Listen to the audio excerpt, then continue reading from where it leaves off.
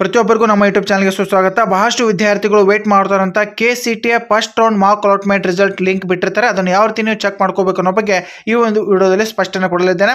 ಯಾವೆಲ್ಲ ಹೊಸ ನೋಡುಗರಿದ್ದೀರಾ ಮಿಸ್ ಮಾಡಿ ನಮ್ಮ ಚಾನಲ್ ಸಬ್ಸ್ಕ್ರೈಬ್ ಮಾಡಿಕೊಂಡು ಸೈಡಲ್ಲಿ ಬೆಲ್ ಐಕಾನ್ ಕ್ಲಿಕ್ ಮಾಡಿ ಆಲ್ ನೋಟಿಫಿಕೇಶನ್ ಅಂತ ಓಕೆ ಕೂಡ ಮಾಡ್ಕೊಳ್ಳಿ. ಹಾಗಾದರೆ ಈ ಒಂದು ಲಿಂಕ್ ಕ್ಲಿಕ್ ಮಾಡಿ ನೀವು ಮೊಬೈಲಲ್ಲಿ ಓಪನ್ ಮಾಡ್ಕೋಬಹುದು. ಮೊಬೈಲಲ್ಲಿ ಗೂಗಲ್ ಕ್ರೋಮ್ ಓಪನ್ ಮಾಡಿಕೊಂಡು ಅದರಲ್ಲಿ KE ಹೋಮ್ ಅಂತ ಟೈಪ್ ಮಾಡಿ ಈ ರೀತಿ ಒಂದು ಇಂಟರ್ಫೇಸ್ ಬರುತ್ತೆ. ಇದರಲ್ಲಿ KE ಹೋಮ್ ಅಂತ ಕ್ಲಿಕ್ ಮಾಡಿದ ತಕ್ಷಣ ಇಲ್ಲಿ ಮೇಲುಗಡೆ 3 ಗೆರೆಗಳು ಇರುತ್ತೆ. ಇದನ್ನು ಕ್ಲಿಕ್ ಮಾಡಿದ ತಕ್ಷಣ ಇಲ್ಲಿ ಪ್ರವೇಶ ಅಂತ ಇರುತ್ತೆ. ಈ ಒಂದು ಪ್ರವೇಶ ಅಂತ ಕ್ಲಿಕ್ ಮಾಡಿ ಆಮೇಲೆ ಇಲ್ಲಿ ಕೆಳಗಡೆ UGCET 2024 ಅಂತ ಇರುತ್ತೆ. ಈ ಒಂದು UGCET 2024 ಕ್ಲಿಕ್ ಮಾಡಿದ ತಕ್ಷಣ ಇಲ್ಲಿ ಕೆಳಗಡೆ ಫಸ್ಟಿಗೆ ಇದೆ UGCET 2024 ಅಣುಕು ಸೀಟು ಹಂಚಿಕೆ ಫಲಿತಾಂಶ ಅಂತ ಕೊಟ್ಟಿರ್ತಾರೆ. ಈ ಒಂದು ಲಿಂಕನ್ನು ಜಸ್ಟ್ ಕ್ಲಿಕ್ ಮಾಡಿದ ತಕ್ಷಣ ನಿಮ್ಮ result mark allotment result open ಆಗುತ್ತೆ. ಅಂದರೆ ಈ ಒಂದು ಲಿಂಕ್ ಓಪನ್ ಆಗುತ್ತೆ. ಇದರಲ್ಲಿ ನಿಮ್ಮ KCET ನಿಮ್ಮೊಂದು ವೆರಿಫಿಕೇಷನ್ ಸ್ಲಿಪ್ಪಲ್ಲಿರುವಂಥ CET ನಂಬರನ್ನು ಇಲ್ಲಿ ಎಂಟರ್ ಮಾಡಬೇಕು. ನಿಮ್ಮ ವೆರಿಫಿಕೇಷನ್ ಸ್ಲಿಪ್ನಲ್ಲಿರುವ CET ನಂಬರನ್ನು ಎಂಟರ್ ಮಾಡಬೇಕು. ಫಾರ್ ಎಕ್ಸಾಂಪಲ್ ಒಂದು ನಂಬರ್ ನಾನು ಎಂಟರ್ ಮಾಡ್ತಾ ಇದ್ದೀನಿ. ಓಕೆ, ಒಂದು ನಂಬರ್ ನಾನು ಎಂಟರ್ ಮಾಡ್ತಾ ಇದ್ದೀನಿ.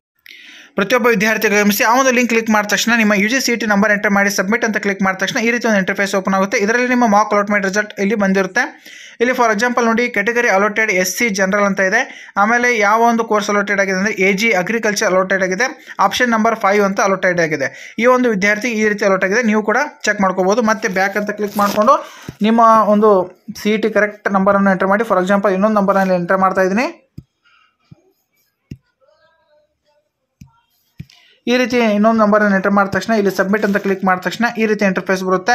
ಒಂದು ವೇಳೆ ಯಾವುದೇ ಸೀಟ್ ಅಲಾಟ್ಮೆಂಟ್ ಆಗದಿದ್ದರೆ you have not bin allotted any seat ಅಂತ ಬರುತ್ತೆ. ನೀವು ಹೆಚ್ಚುವರಿ ಕಾಲೇಜುಗಳನ್ನು ಆ್ಯಡ್ ಮಾಡೋದಿರುತ್ತೆ. ಈ ಒಂದು ಮಾರ್ಕ್ ಅಲಾಟ್ಮೆಂಟ್ ನಂತರದ ಪ್ರೊಸೀಜರ್ ಬಗ್ಗೆ ಇನ್ನೊಂದು ಸಂಪೂರ್ಣವಾದಂಥ ಡೀಟೇಲ್ ವಿಡಿಯೋ ನಿಮಗೆ ಅಪ್ಲೋಡ್ ಮಾಡ್ತೀನಿ.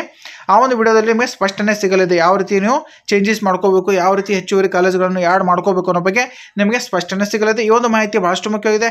ಪ್ರತಿಯೊಬ್ಬ KCET ವಿದ್ಯಾರ್ಥಿಗಳಿಗೆ ಈ ಒಂದು ಮಾಹಿತಿಯನ್ನು ಈ ಒಂದು ವಿಡಿಯೋವನ್ನು ಶೇರ್ ಮಾಡಿ. ಧನ್ಯವಾದಗಳು.